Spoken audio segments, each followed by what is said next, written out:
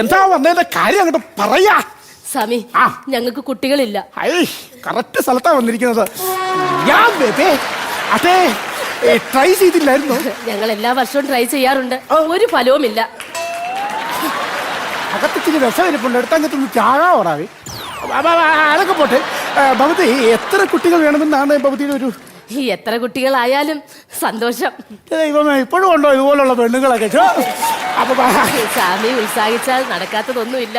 ദൈവമേ, പിന്നെ എങ്ങനെയാണ് പറയാ സ്വാമിമാരുടെ പിടുത്തം വിട്ടു പോകുന്നത്? ദൈവത്തെ ഓർത്ത് പുറത്തോട്ട് ഒരു പൂജ പറഞ്ഞു കൊടുത്തോട്ടെ. നാമ എന്ത് പൂജ ചെയ്താലും നമുക്ക് കുട്ടികൾ വേണം. ആയിട്ട് കിടുക്കം ഭർത്താവ് ഇതുപോലെ വേണം പ്രോത്സാഹിപ്പിക്കും.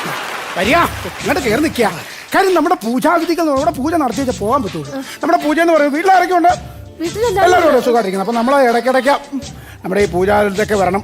കാര്യം വെച്ചാൽ നമ്മുടെ ഈ ഭയങ്കര വിശ്വാസമാണ്. ഒരു ദൈവത്തിലേക്ക് അടുക്കുമ്പോഴാണ് നമുക്ക് ആ ഒരു ഇത് നമ്മുടെ എന്താ പറയാ ഒരു തേജസ് നമ്മളിലേക്ക് വരിക. അപ്പൊ നമുക്ക് എത്ര കുട്ടികൾ വേണം? ഒരു കുഴപ്പമില്ല. അപ്പൊ ഇടയ്ക്കിടയ്ക്കൊക്കെ ഇതിലേക്ക് വരുമ്പോൾ 2 ദിവസമൊക്കെ ഇവിടെ നിൽക്കണം. അപ്പൊ ഈ പൂജയും കാര്യങ്ങളൊക്കെ കഴിയുമ്പോൾ നമുക്ക് ഒരുപാട് വീട് നിറയെ കുട്ടികൾ വേണമെന്നല്ലേ പറഞ്ഞത്? കുട്ടികളോ? ഞാൻ സ്കൂളിൽ കുട്ടികളില്ലെന്നാ പറഞ്ഞത്. സ്കൂളിൽ പിള്ളേരില്ലെന്ന് പറഞ്ഞോളൂ ഇങ്ങോട്ട് കയറി വരാം. ഞാനെന്നാ ഡേക്കാർ നടത്തുവാണോ?